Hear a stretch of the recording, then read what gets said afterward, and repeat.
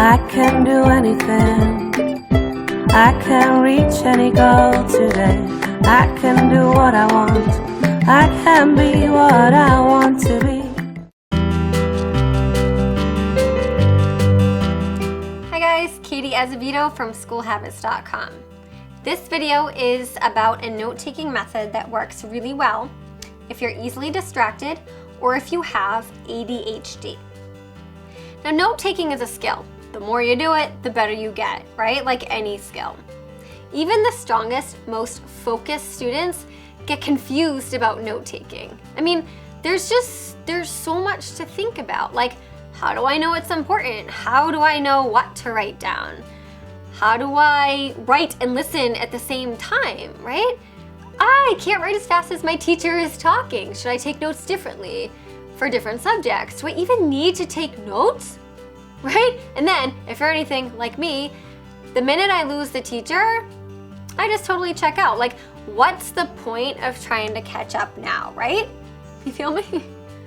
So as I said, all students struggle with note-taking at some point.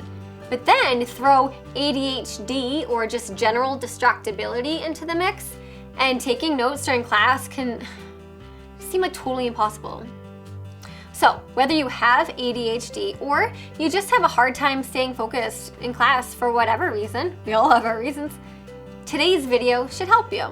I'm gonna go over a note-taking method that works. It's simple, I like simple, it's effective, and it'll help you keep your mind and your thoughts where they should be, which is on the teacher and the lesson, not over here, you know? Okay, so first things first, the big debate about taking digital notes or paper notes. In my opinion, the short answer is most definitely paper notes, unless you really struggle with handwriting, and then that's a different story, then totally digital would work for you. But yeah, of course, there's exceptions to this, as there are benefits of taking notes on a tablet or on a computer. But the note-taking method that I'm teaching you in this video pretty much requires paper. So there's that. I mean, if you were super digitally crafty, like I am not, right, you could figure out how to do this digitally, but that would be on you, okay? So here we go. The overall general concept is that you take notes, fair enough, but at the same time, you take notes on your notes. Ooh. I know. Hold on, let me explain this. I promise you it's simple. I don't want to give you anything that's going to create more work for you, because trust me, I know that taking notes during a lecture class is hard enough. The last thing I'm going to do is give you a note-taking strategy that requires like more work. So bear with me. You start with a piece of paper. You draw a simple line down the middle, creating two equal columns. The left-hand column, I don't know, it might be reversed on camera, so I don't know if I'm pointing to my right or whatever, figure it out. The left-hand column is where you write down your actual notes, the stuff the teacher is saying, the stuff the teacher's writing on the board, okay? The important parts of class discussions and insightful comments made by other students. You don't write this stuff down word for word, but you always aim for at least these two things. Ready? One, the main idea of what's happening, whether it's from your teacher or the board or other students. And then two, definitely any examples or explanations or problem sets that the teacher is giving you.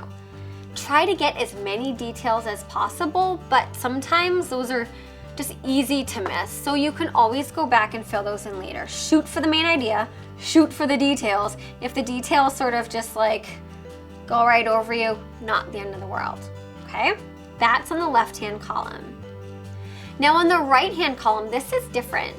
The right-hand column is where you write down your own thoughts on the information in your own words or your own diagrams or your own pictures, however you want to do it. Everything you write down here should come from your own head, your own voice. Okay? This might seem a little odd, but let me explain this a little more. It'll make more sense, okay?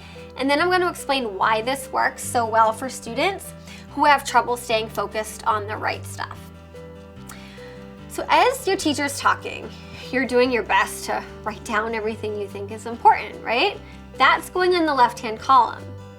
If you're not even sure how to take these notes, I do have a note-taking video, which I'll link to down below, okay? So then you can figure out how to do that. But as you write down this information, you're hopefully gonna have thoughts about it. Hopefully. You might think, this is confusing, or this is interesting, or oh, this is kind of like that other thing that we learned, or wait, I'll get it, or this sounds like it's important enough to be on the exam, or this would make a good topic for a research paper, or sometimes just, this makes no sense, right? Those are just examples of thoughts that might pop up as your teacher's talking and as you're trying to write down your notes. So as these thoughts pop up, you write them down in the right-hand column. If something was confusing or you just totally missed what the teacher said, write down a giant question mark. Or honestly, better yet, raise your hand on the spot and just ask for clarification. But if the teacher describes something that you think would make more sense as an image or a chart, draw something. If your teacher's talking about plant pollination and she's talking about dandelions or whatever, right? Draw a picture of a dandelion. It can really be anything. Everything you put down in that right-hand column, as long as it's relevant to the lesson, is gonna help you remember it. Now, a lot of times when we're distracted and we can't seem to focus on what we should be paying attention to, it's because our thoughts are going somewhere else, right? I mean, it's silly to think, hey, I just won't have any thoughts. I mean, we are who we are, and hopefully you have some thoughts. But this note-taking method works because it still allows your inner voice, okay, your thoughts to bubble up.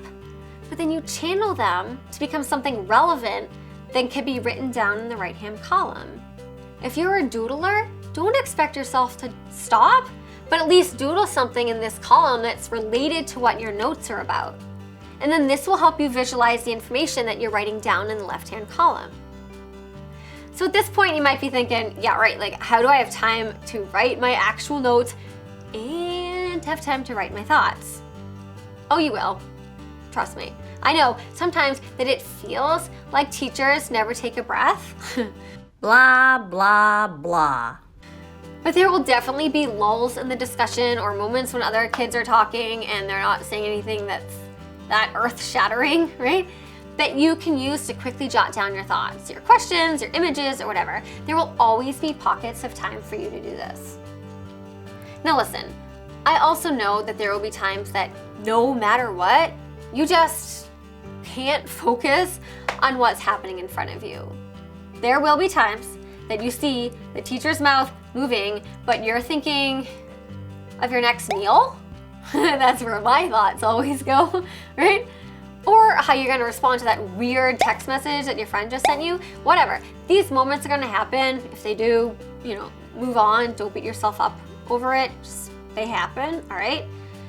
So zoning out or focusing on that other stuff, like food, isn't the end of the world. Sure, it sucks and it's gonna make your life harder because you're missing things the first time around. But when this happens, you have options here, okay? First, and the simplest thing, right? The minute you realize you just zoned out, put your hand up. You could just raise your hand and matter-of-factly ask, could you please repeat that? Don't be afraid of pausing the class discussion because trust me, everyone around you is probably like, oh my God, thank you, right? They're secretly thanking you for stopping the lesson.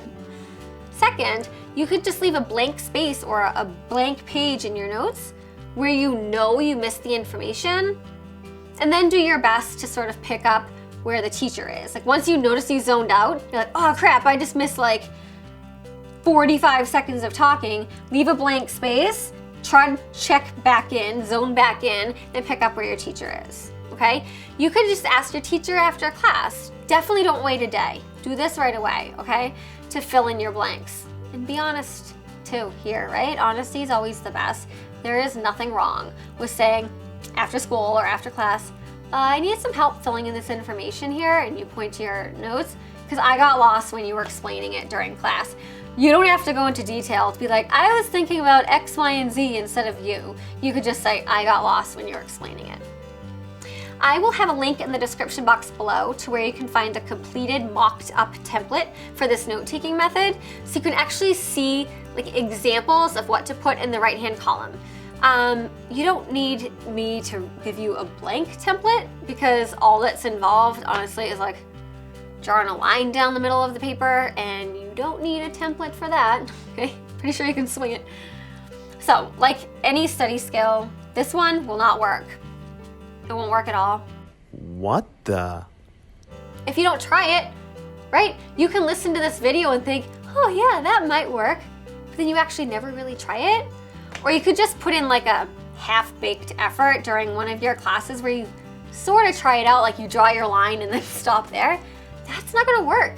And then you'll be stuck wondering like, why the heck doesn't note-taking work for me? I don't know how to do it. You have to try it, right? And give it a good effort. So here's the challenge.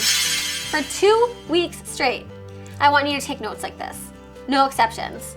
Walk into your lecture classes, write the date and the topic at the top of your piece of paper. Fresh page every day, fresh page every class, right? Draw your line down the middle. If you're type A like I am, you'll have yourself a ruler, make a straight line, and then have at it. At the end of 2 weeks, I bet you'll see a difference in your attention, your understanding, and definitely your focus. And you're gonna get better at figuring out like, what do I put in the right-hand column?